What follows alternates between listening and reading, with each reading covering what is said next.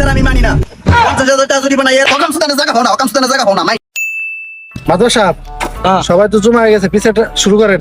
তাহলে আগে বাদী পক্ষে শুনি। হাসেম মিয়া তুমি আগে খাও। মাদবার সাহেব, হ্যাঁ। সন্ধ্যার পরে হ্যাঁ। এই মতির ছল আমার ঘরের মধ্যে ঢুকছে, এটা আমি নিজের চোখে দেখছি। হাসেম তোর মেয়ের ডাক দে, তোর মেয়ের মুখে তাই শুনি।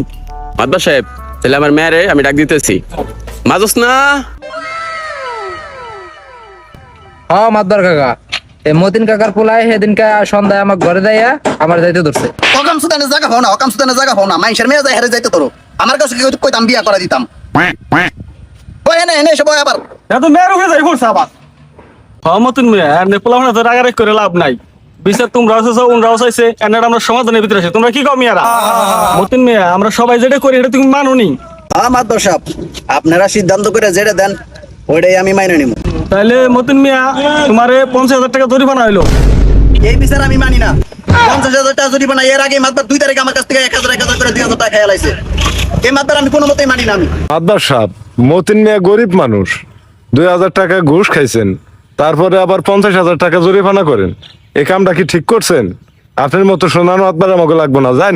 সি সি সি মাদবার সি, আপনি এই যে ঘুষ খেয়ে যে মাতবারি করেন, আপনার তো মাতবার মানাই ভুল। দুই মাদবার সাহেব, আপনি কেমন ফটকা মাদবার সাথে আপনার নাই? গরিব মানুষের কাছে ঘুষ খায়। এমন কি ঘুষি খাইলাম আজকে, অপমান হইলাম আমার। মাতবাড়ি ছেড়ে দিম।